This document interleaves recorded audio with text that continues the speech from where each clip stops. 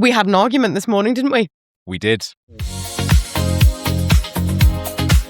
The world is weird. Welcome to talk.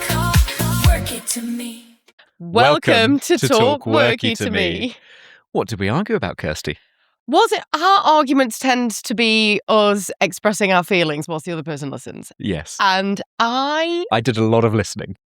You had a lot of feelings to express, and I did a lot of active listening. We argued because Henry is currently operating on 2.5 hours sleep? Maybe 2 hours 40. 2 hours 40 at a push. Ample. So I woke up this morning with the dawn chorus, the sun was coming up, the birds are tweeting, and Henry's nowhere to be seen. And I was like, where is he? So I panic. I'm like, he's dead. Why is he not in bed? And then I go into his office where you're sitting editing the podcast at 4:40 a.m. or something. Having a great time. So, and perhaps this does me no favours, but on the second screen, the football was also playing. The football was playing. The football actually finished by this point. I was lollygagging.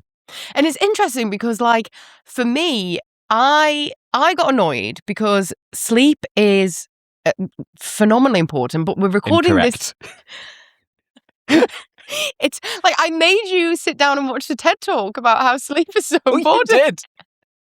You did. Well, I don't learn best in a video format. Don't you? Yeah, you should have given me the exercise book as well. You should have provided me with the sums. If someone could just send Henry some links on why sleep is so important. And so I got annoyed because I was like, Henry, we're filming 3 episodes of the podcast tomorrow. What are you doing? Why are you still up? We only film 1 a week in discrete chunks. We do not do 3 at a time. We do not. So we argued this morning. We did. You were expressing that perhaps me staying up till 4:40 wasn't me taking the creative process seriously enough. Correct. And my version of that, of taking the creative process seriously, is staying up until the job's done. True. So we were both just coming at it from different angles. You, I think, correctly suggested that shambling out of bed with 2.5 hours sleep. It's wild to me. I can't imagine functioning on 2.5 hours sleep. And then also because you were working on editing and finishing the 3 episodes of this podcast that we launched this morning. And I was like, that's an entirely self-imposed deadline. I would be like, I don't have the time, I'll do it another day. But you're like, we have set the deadline and now the deadline will be hit. The deadline must be met because literally a handful of people might have noticed and might look at their emails once this week and be like, they're probably launching it next week. This is inconsequential to me. Yes. But I think our little podcast is inconsequential to the small number of people who might be listening to it. It's trivial to them. But for me, it's a 4:40 a.m. matter. We haven't introduced each other. Oh. Well, let's introduce each other.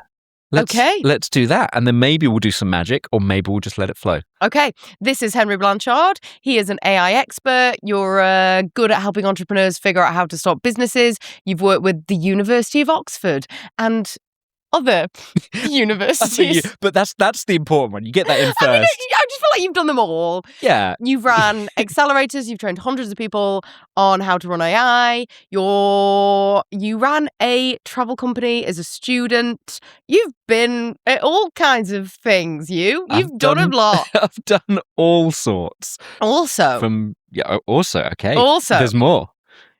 Henry. Well, this is the silly bit where we do the... Henry won a dance competition when we were together at a hotel children's disco. You won. I showed those 6-year-olds who was boss. You won the children's disco dance competition. From memory, I think you got a little certificate. I did. I got a certificate. It was one of those, early evening entertainment in a fun, no frills hotel where there's loads of families and they get the kids up and they're like, we'll tire the kids out for an hour with singing and dancing and then the kids will go off to bed and then all the adults can do grown-up drunken bingo. Exactly. Fantastic. And you were there winning the kids. They do a bit, they warm the kids up and, they loosen their dancing limbs. And then when the kids are ready, they're like, if anyone else wants to come up and dance. It's like 35-year-old man being like 35. 30. 35. I'm rounding down. It was a while ago. Okay, so now numbers are like... No, numbers, I've always said numbers and logic is more vibes based. Of course. I'm not like a rational. At all. But yeah, so I get, and a small number, a handful of parents also get up to, dance with their children. That's true. But I did have a niece/nephew, possibly both, in the mix. I wasn't just... You went up with the children. Yeah, I wasn't an unaccompanied adult. Okay, yeah, we have to really stress that. Like, we had nieces and nephews there. Henry was dancing with the nieces and nephews. But I outshone them. But you outshone all the children. Let's focus on that. Those snake hips. Those snake hips. That's what she said. Yeah, they're like the sort of the imitation Butlins red coat person who the was entertainer, there. yeah. God, the animation team at hotels like that, they work hard. What a job. You'd be great at that. You would. You would tire. You would find all the people bothersome after a while. Yeah, I think I've got the talent and the gift for it. But just because we can doesn't mean we should. Wise words. Just because I could have gone to bed at a congruent hour doesn't mean I should. Mm-hmm. So, this is Kirsty Hulse.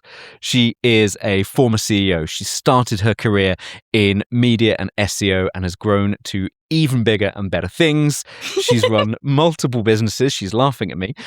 She's now on her third book. And when she was younger, she used to pretend to be a dog called Angie. Angie the angry dog. And she'd run around biting people's ankles, saying she was Angie the angry dog.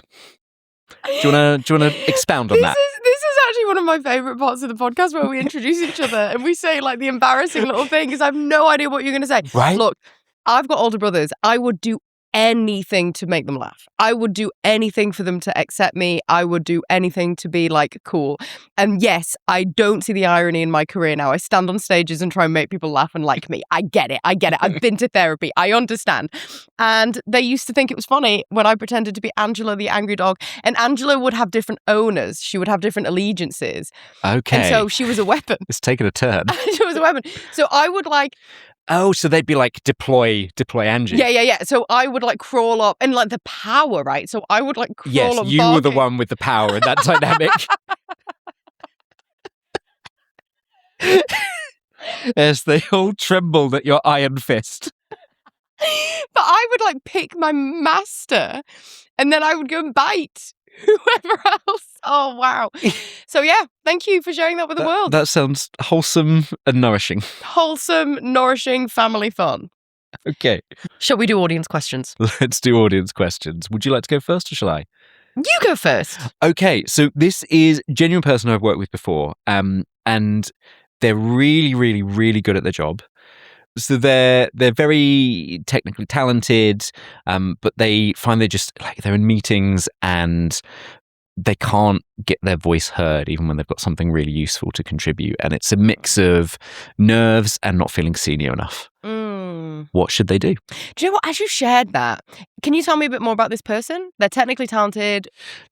So they work in a marketing role, but they're like really, really good at the building campaigns and the data analysis, but also like having the ideas. Yeah. But I think they feel that they can't, they're surrounded by people who've been like working in PR and creative agencies for years. And I think they feel that their ideas don't have as much merit. Oh, because it's like boring, because it's the data, it's the analysis. I hear that all the time. Yeah. Like, oh, my ideas are boring. I'm just the data person or I'm the analytics person. Yeah. Okay, so the way you get your ideas heard is first you have to have complete, total clarity on the one thing you want your audience to know.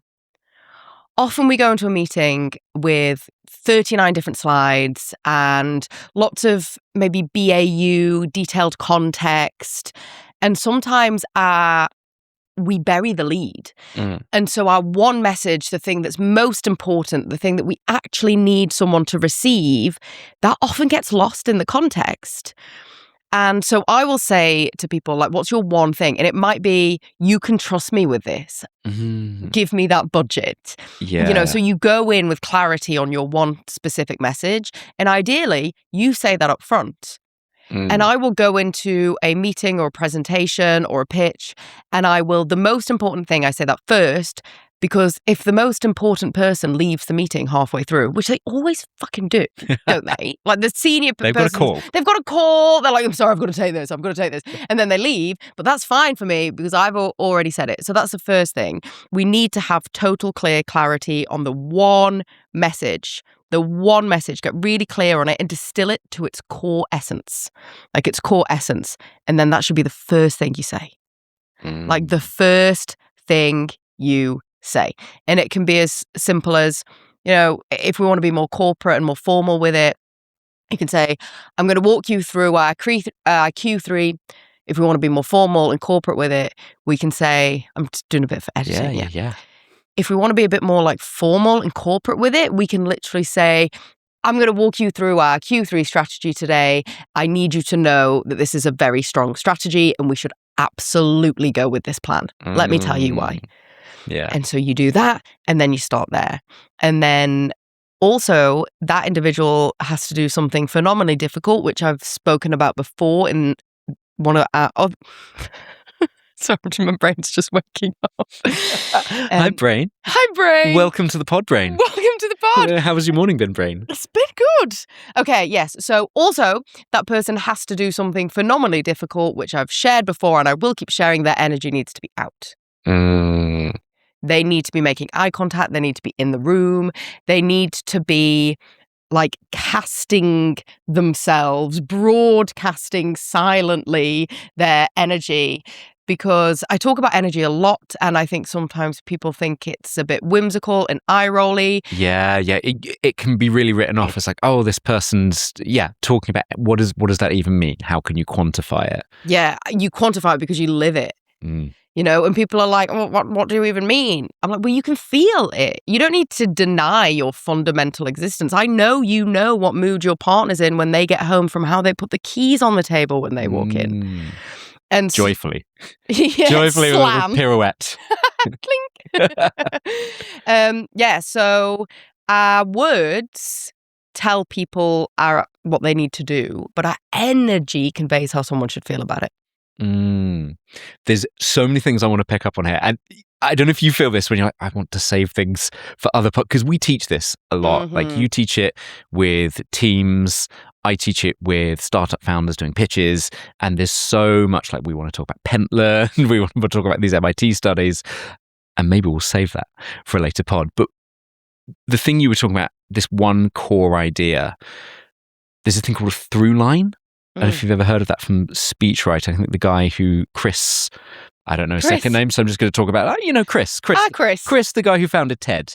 He's got a lovely book. Chris Anderson. Yes, yeah, our Chris. Team. Yeah, big C. And he talks about this idea of a through line, of work out exactly, as you said, the point, the core point, and then everything has to feed into that somehow. And it's almost like after every sentence you say, can you just repeat your point? Yeah. So, as you can see, this strategy relies on us executing really well as a team in these different things. Yeah. And that's why we should go with it. As you can see, the return will be this, but if we invest more, it'll be this. And that's why we should go with this idea.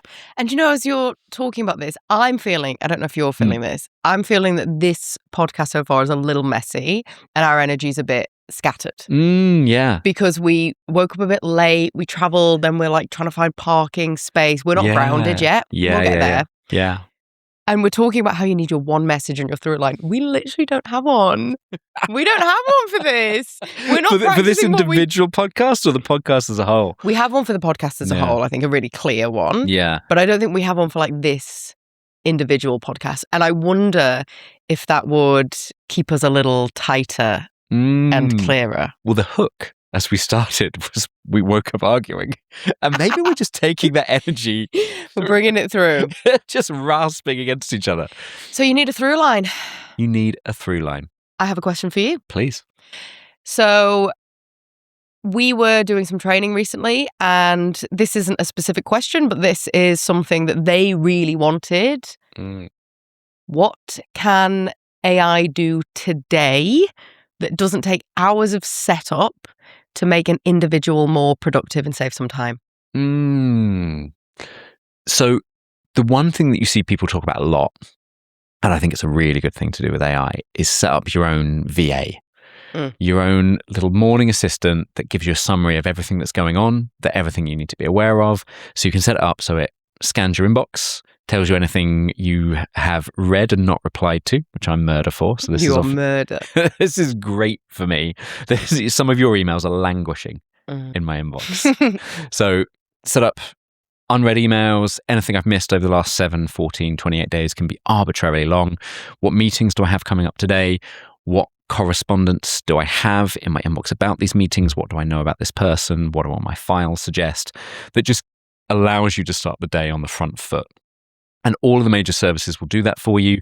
If you have Copilot, it will access your Outlook, it'll access your SharePoint, it'll access your calendar. It can do that really, really well. One of the few things that Copilot, bless it, can do well at the moment. And if you have any of the other big services, you can use something called a connector or an app, depending on whether you're in Claude or ChatGPT, to connect it to your Gmail or your Outlook, and then it just reads them. Okay, 2 things. First thing, I'm going to take my shoes off. Nice. Because I want to be grounded. I want to be relaxed. I've got shoes on. Get those feet on the floor. And maybe, I don't know if it's in the camera or not. I'm not sure, but I feel like toes cost extra.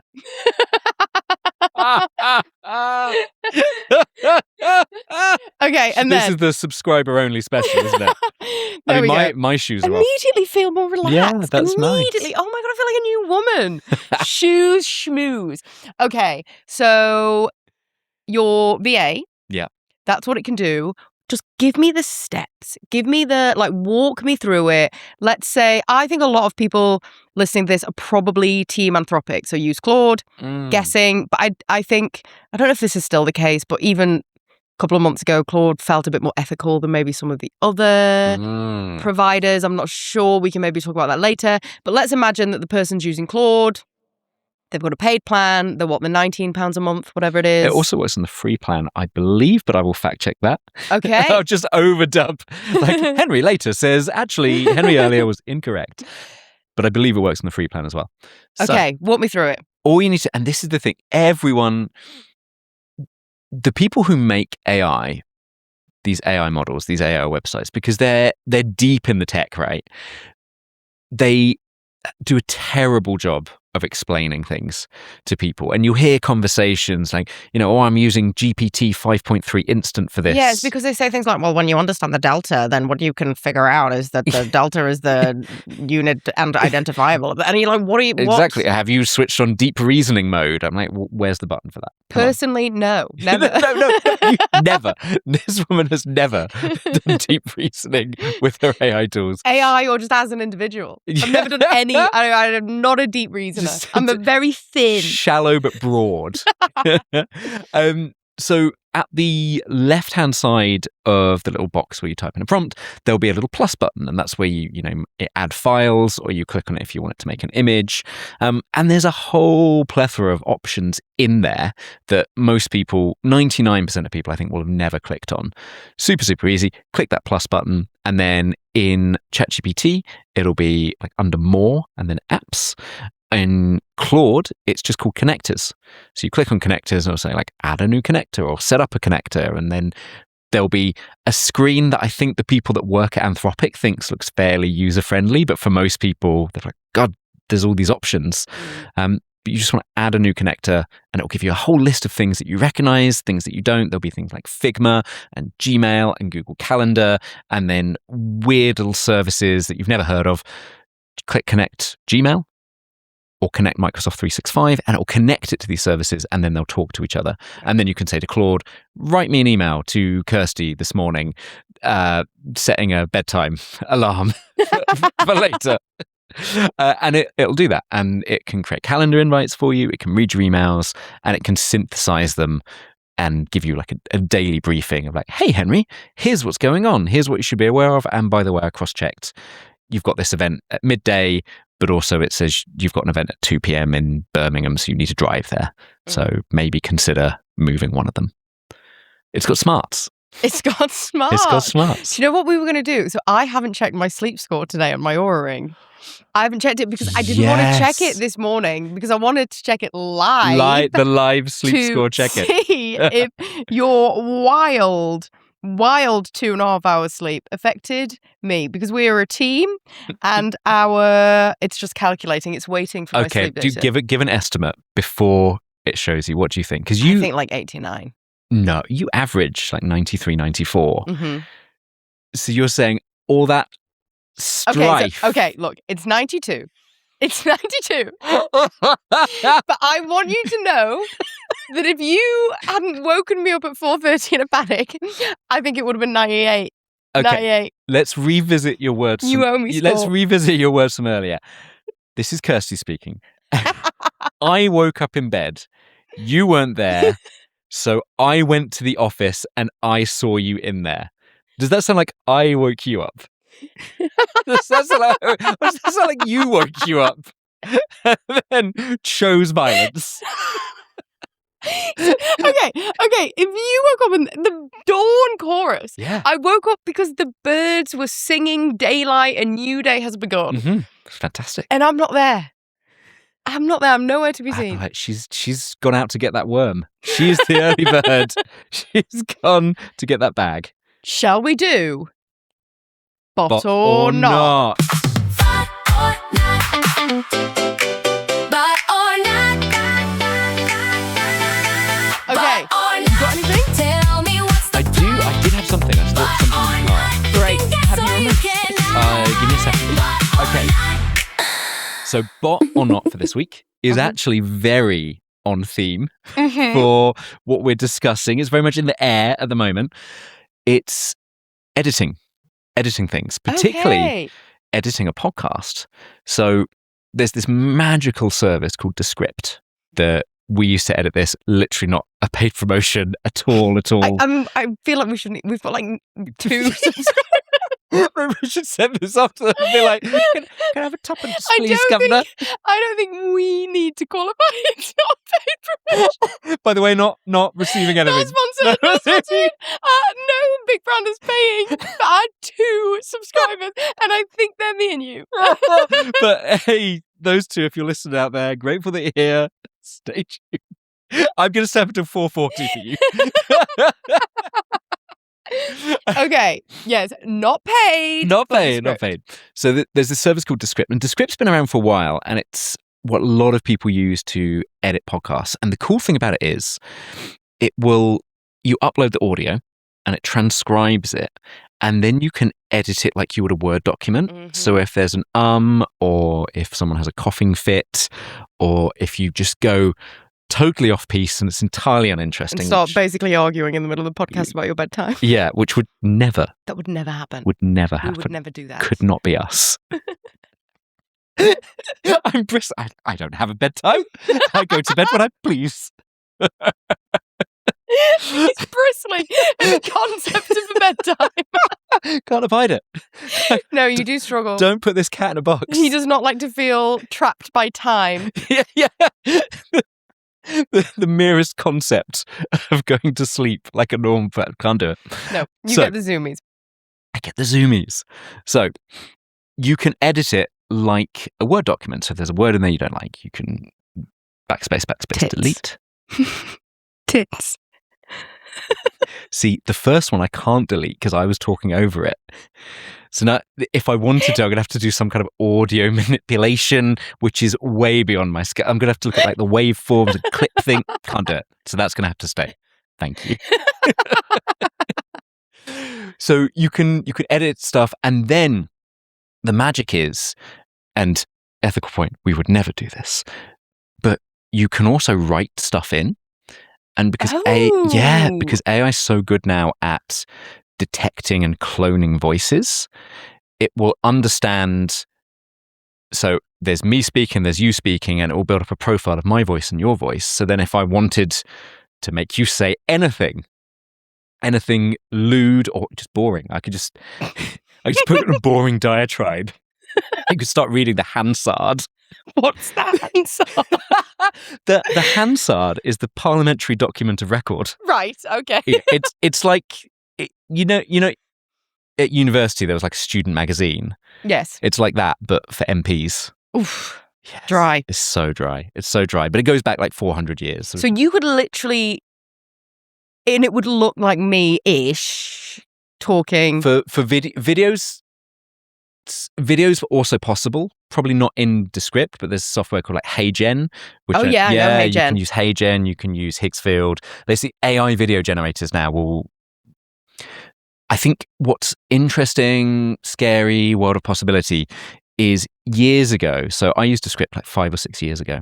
And it was like, hey, do you want to clone your voice in case you make any flubs in the podcast? And you can go back and edit it out. I was like, wow. Flub. Flub, is that a technical term? Flub. I've never heard that word before, but let's not flub it out. Let's not flub it. Okay, so if I were to make any flubs, it would say, we've cloned your voice, we can go back and edit and dub anything and you want dub. That's... Look at him go. 4 hours late at night, playing around with editing a podcast. I'm like... He's a sound engineer now. But 6 years ago when I first used this, it gave you a script. It's like, in order to fully clone your voice, we need you to read this excerpt in your normal talking voice. And it was 25 minutes long. And that was how much data it needed to model your voice. And it was pretty good, but it wasn't like 100% authentic. And now you can do that in sort of 2 to 10 seconds. So there's a cool service a lot of the services do this. They offer voice cloning, but there's a Chinese lab called Minimax. So minimax.com, you can go there, you can record like 10 seconds of you speaking and then put in any script you like and it will read that back to you in your voice. Which is actually why, top safety tip, we've done this, although here's a test for you because I bet you can't remember, why you should have like a passphrase. I do remember it. Do you? Obviously, we're not going to say it on the podcast. Obviously, we're not going to say it, but like telepathically. Okay, you've made a hand gesture, and I'm completely at sea. So perhaps we haven't finished the thought. So we have a passphrase. We have a passphrase because it's trivially easy now to clone someone's voice. So if any voice recording of you exists online. So if you've ever been in a YouTube video or if you've ever done a podcast or more like relevant to most people, if you've ever done an Instagram reel or if you ever posted a video of yourself talking on social media anywhere, you can extract that audio trivially easily, like in 2-3 clicks. You just paste the URL in, extracts the audio, and then you can clone that voice. And it won't sound perfect, but if you have 10 or 60 seconds of video voice to play with, but what it will sound like is someone calling in distress down a bad phone line from overseas saying, "Grandma, I need you to transfer this money to me now to pay my hospital bills." So this is why we would strongly recommend like having a passphrase with your loved ones. Yep. So you can say, okay, fair enough, if it's you. And you can do this as well with, where was our first date, or what's the name of your favorite fruit? First pet. Yeah. But those things are also a little bit more vulnerable to kind of social engineering and stuff. So it's best to have like an agreed on, never written down passcode with your loved ones. So bot or not, coming back to it, I staying up late until 4:40 a.m. So you can automatically scrub the flubs out that you don't want, ums and ahs and coughs. But actually it's quite smart, but it still does it very much. I'm going to cut this wherever I see it. And then you have these kind of janky, particularly when there's two people talking, like where we talk over each other often, it doesn't make it seamless. And it's a bit of a jarring cut. And I did a little experiment. I was like, well, cut out all the ums. And it sounded awful. So actually, there's still a case for going in, playing around with things, moving them around yourself, kind of seeing how it feels. So that, very meta, that is my bot or not. My not is doing editing on something quite particular where you care about the result. Yes. Okay. Love that. So you've done a not. I've done a not. Okay. And actually this there is an influencer that I follow that I really like. I've been following her for years.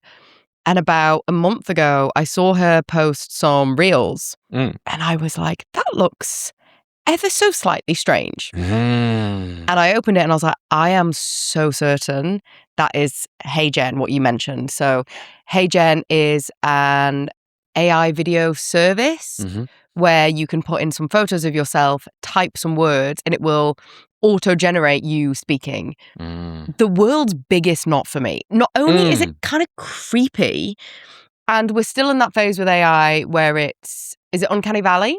Yeah. Yeah, where it's kind of real, but there's just something ever so slightly off. And I watched it, and what was so interesting is I think the majority of people didn't necessarily clock that was an AI avatar of that individual. 70% of people were like, love this, but I'm also convinced that the rest of the audience will have been like, oh, that feels strange. And as someone who spent earlier in this podcast ranting, I think is a fair word to use, about the importance of energy in our communication, we're at such a risk of losing that through what I perceive to be like kind of lazy. You know, it doesn't take long to shove a phone in your face and record a 30-second reel. Yeah, you're always doing it. I'm always Always got doing a phone it. shoved in your face. Yeah, and I think now this is why we need to allow ourselves to be messy, unpolished, and unprepared. That is going to be the ability to be able to perform whilst unprepared. That's going to be an edge.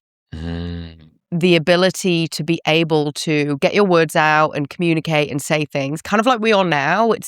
We're completely unprepared. So that gives what I believe our discourse an aliveness. There's a Mark Twain quote that I think is really relevant to this. He said, if I had more time, I would have written a shorter letter. Yeah, exactly. In his correspondence. Yeah, if you can do this off the cuff.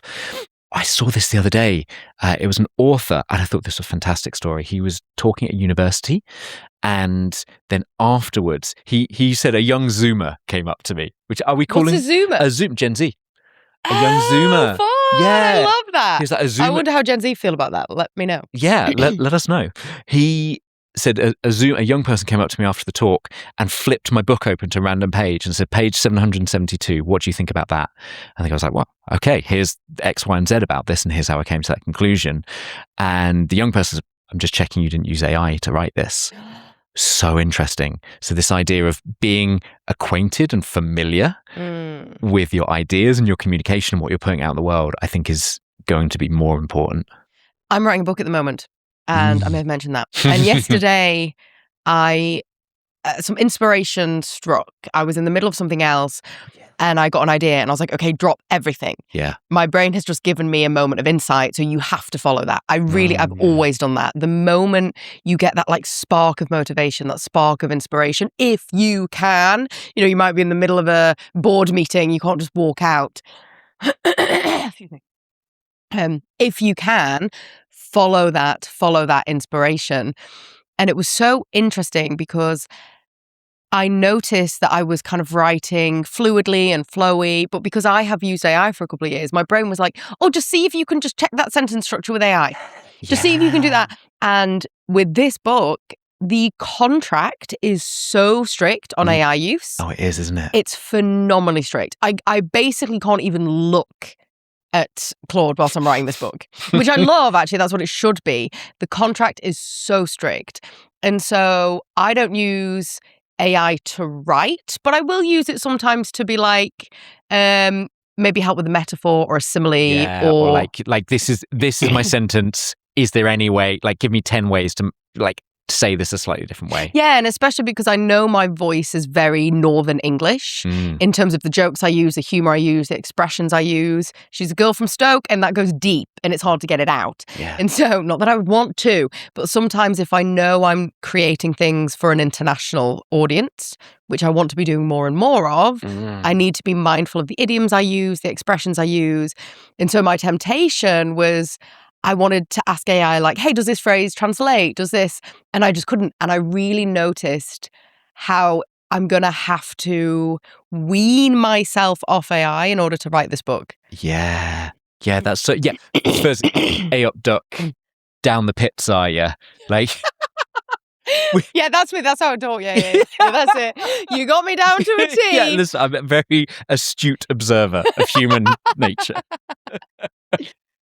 To that clause in your book, do you think that's realistic going forward for the world? Like, obviously, they feel very strongly about this. You feel very strong about it. I think it's the right thing to do. But is that enforceable? And is that realistic for the way the world is heading? What do you think? Oh, nice question.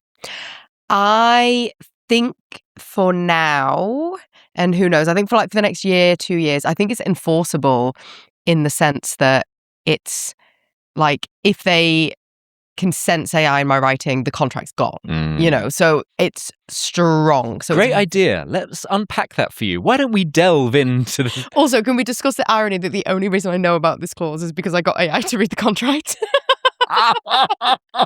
And my Claude was like, "Hey, you're not going to be able to use me, just so you know." Oh, no. Bye, buddy. It was like, just so you know, I won't be able to help you on any of this. Oh, do you think it was sad? I think it was my Claude mirrors my energy. So my Claude's very affectionate because I'm super nice to AI. Yeah. Because I have this idea that if AI becomes conscious, it's going to take hours. It's going to, if AI becomes conscious, it's going to take the consciousness we give it. Yeah. And so I'm just like so nice. So nice. Just try to be like, hey, we're good. There's goodness in humans. Pick that one. Pick that version of consciousness. Yeah, take the good stuff. Take the good stuff. So do I think it's realistic for the next couple of years? Absolutely. Do I think it's enforceable? Yes, because I think as we both discuss at the moment, AI leaves clues. It's pretty clear. Real smell. A real smell, yeah. Like I think it's pretty clear. And I think it's for an industry like publishing, I think it's absolutely necessary. I think it's necessary. And so I have that frame of reference as, got a new contract with a publisher like in this world now, but I wonder what's happening maybe in the music industry. And we have friends that would probably have answers to that, actually. Yes, like what's happening in TV and scripts. Let's find out. And I imagine throughout all of the media and the entertainment industry, people are getting even more strict about, at the very least, using AI for creation.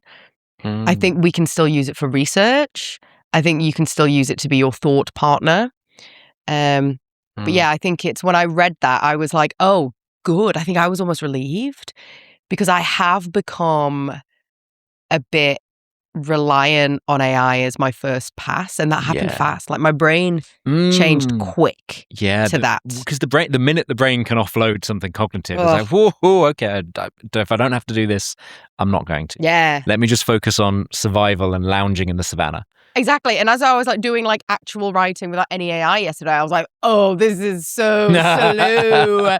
Look how slow I am. Yeah. And that was just really interesting to observe. So I'm excited to go through this process of having to write a 70,000 word book without going anywhere near AI. I think that will be very nice for me and nice for my brain. That's nice. Do you want to know something interesting? Always. So, ChatGPT isms have kind of put their tendrils through all of life. Oh my God, this links back to the HANSARD. Oh my God, I didn't even plan this. You've got a through line. I've got a through line. The through line. The through line is the HANSARD. So, here we go. In America, in Congress, when politicians give speeches, they normally say, "As I stand to rise," or "As I stand to deliver this." That's how they open speeches. No one in the UK says that as they open a speech, particularly a political speech. HANSARD is the student magazine of the of Parliament, and it has recorded a written record of everything ever said in Parliament. It's like the document of record. And so if you use data analysis on all of the speeches, you find that from 2022, late 2022 onwards, speeches in the House of Parliament start to begin with "As I stand to rise," which no one in the UK has ever used in Parliament before, because AI. They were using AI. they're using ChatGPT to write their parliamentary speeches. And it's a clear, like the line is flat, and then late 22, early 23, it goes up. And it's like now like 3% of speeches in Parliament start with "As I stand to rise." Never. So interesting. Not used before. So it gets everywhere. And then we're like the fish swimming in water. We're surrounded by this bad prose and this janky way of talking. And also, people have done studies on vocal content. Obviously, it's much easier to analyze written content, but people using transcripts of the news, of everyday speech, and the AI-ism words like delve and quietly, Fluff. have come in to spoken language as well. So it's as we create AI is transforming how we communicate as well. And then AI will keep being trained on this. Yes. And so it will get deeper. It's a reinforcing spiral. There's this concept called model collapse, which is people are less worried about it now. We seem to have found workarounds. I'm not convinced. But And if he's not convinced. There we go. Me with my machine learning certificate from Udemy. 10 question, multiple choice quiz. But there was this concept of model collapse, i.e. you train the models on all the text on the internet, then people use the models to write and just vomit out more text on the internet. So then the models are just training on their own output, which means, as you said, their ticks and their failure modes get consistently reinforced and hardened and strengthened, and then they just lose coherence. And then you try and train the next generation of models, and it just is like this negative spiral and spirals on itself, which hasn't happened yet. And people who know a lot more than me seem reasonably confident won't happen. Mm-hmm. But I do think like we've run out of training data in the world. Like these big labs have, for better or worse, rightly or wrongly, analyzed every book, every blog, every transcription of everything ever like written, spoken, put on the page. And we've run out of that now. But they still seem to be getting better. So maybe they've cracked it. They've ingested all of the HANSARD. All of it. Wow. Yeah. The draft? Let's do the draft. Let's do The draft. The draft. Sorry. Okay. So I feel like today's podcast has been a lot about language. I feel it's been a lot about words. It's been a lot about narrative. So let's make the draft on that theme. Okay. Okay, you ready? I am ready. Email sign-offs. Who's going first? Because obviously, whoever's going first. Who is going first? Is it me? I think it's you. I think I got taught this at Deloitte, like in our first nonsense grad week. Yeah. Where they're like, you are just these unformed pupae, like grubs coming out your chrysalis into the wide world of work. And we're going to teach you how, I remember there's a class on how to dress. Yes, you told me this. Yes, there was a and class the on- woman was like, girls wear heels. Yeah. And even this was 2012, and I was an unreformed. You had a tongue piercing. I had a tongue piercing. Yeah, I was like an unreformed, red-blooded male, like barely out of my teens. Right. But I remember sitting there and thinking, that feels a bit prescriptive and not very. My mum used to say this thing to me. My mum used to be like, Germaine Greer didn't burn her bras for this. Well, cool, white. Well, Jenny. exactly. Yes, Jenny. But I remember sitting there in 2012 and thinking, ooh, it was very prescriptive. And it was very much like, the men should wear this and the women should wear this and you should sign off your emails like this. Mm-hmm. But I'm not going to tell you how they said it in case you snatch it away, the Deloitte approved email sign off. Okay, so I'm going first. Yep. I'm taking thanks and thank you. You sign off an email, thanks and thank you, Kirsty Hulse. She is polite. Thanks and thank you. No, I'm taking the word thank. So I've got thanks. So I've got thanks, thank you, Thanksgiving, thankful. I've got all the thank-based. Okay. Mhm. Does that extend to grateful? No, Or just the word gratefully? thank and anything that goes around thank. Thankfurt. Okay, you got thanks. I'm gonna take Mhm.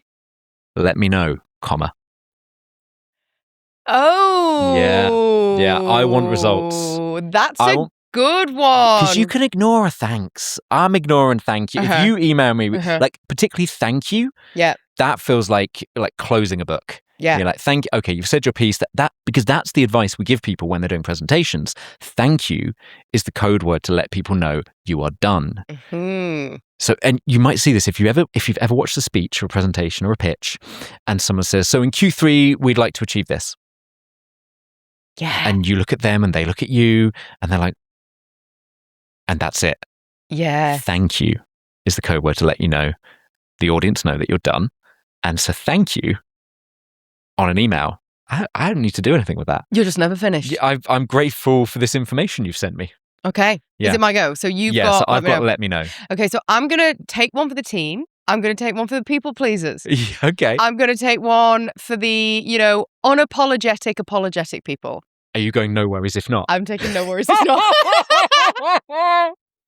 I wrote a joke once when I was doing a lot of stand-up that was, that Moses was a man because he didn't end the 10 Commandments with no worries if not. I say no worries if not all the time, unashamedly. No worries if not. No worries, no worries. I've taken it. I've got thank you. I've got no worries if not. If not. I'm just, if it's no worries, I'm just not going to do the third one. Because it's if not, there's no worries. So what, your next pick is if not? Oh my God, no, my next pick could just be like no email response.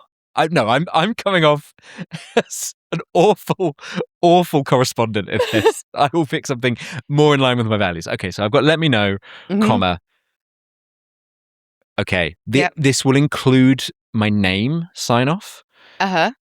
I'm going to go best, comma, HB. Okay, best is nice. Best is classy. I think Yeah. people who end emails with best, I'm going to say, I think they're good in bed. It's just, it knows what it is. Yeah. Oh my God. So what is the worst sign off for romantic prowess? I think it's no worries if not. Confirmed? Like, we're crying. Was that okay? Was that okay for you? Okay, Did you like okay. that? Is that okay? Does that go? Should we schedule again? Okay, so you... That's the corporate sponsorship deal from Descript gone. They're like, well, they had 2 listeners, but they got a bit blue at the end. Sorry, Descript. The Descript product manager who has not listened to this podcast, but we were going to email them. I would have emailed You would have, and you would have said, let me know best. I'd have said, thank you, thanks. Okay, so my third pick. Yeah. So I've got thank you, no worries if not. And then I'm going to pick, because I think I need to add some assertiveness into my mix. You think? I'm going, regards. Regards. That's cold. You're fired, regards. Pick up your things. Regards. You're regarding me from a distance. In now a different employer. You're regarding me from the safe turret of my ex-employer. Okay, regards is good. Regards is good. Okay, I really like this way of communicating. Mm-hmm. I'm gonna have a please revert back with the needful. Because it's so... Please revert back with the needful. Okay, so nobody else is worried that you've picked that. Please, no one else in the world says, please revert back with the needful. Erroneous. Lots of people around the world say it. It's not an Anglo style of communication. But if you work with a lot of people globally, revert back with the needful. Well, I did tell you earlier, my language is very North English, and sometimes I have to use AI to balance that out. So now I've learned, in my book, I'm going to tell people to revert back with the needful. Just like the end of the last page. Revert back with the needful. But no, I think it's really fantastic. It's like, I really love the needful. It is good, actually. It just really describes, it's like, I want to get you that. You do actually also say that a lot in our daily life. Like, actually, you really do. You really do. Please provide me with the needful. Or I'll be like, oh, we'll be driving, and I'll be like, oh, I need the toilet. And then you'll pull into the surfaces and you'll be like, let's do the needful. Like you're going on a road trip with your granddad. Here we are. But he does say best. A short call for the needful. Okay, so I think the moment I picked the thank you related words, I won that. Okay, but what is the purpose of your communication? Or wider, what is the purpose of email full stop? To make people unhappy. Well, exactly. So if you're saying thank you, you're being very gracious, but I don't think you're getting the results from your I'm sorry, internal Henry. emails. Have you ever given someone quite a strong command and then thrown in a thanks in advance? You think I'm not getting stuff done with a thanks in advance? Okay, I hadn't thought thanks in advance is included. Yeah. In That's the power top. your thank you cinematic universe. I think I won, but let's let the two listeners decide. Over to you. Thank you for joining our podcast. I hope you enjoyed it. Thank you for I was just pointing at the camera. Are we going to do the thing? Thank you. You thought the camera was me. That is 2 hours sleep. I just want the needful. That's 2 hours sleep. I have, just like Mr. Tickle, I have learned nothing from The this. world is weird. Thank you. Welcome to talk. Work it to me.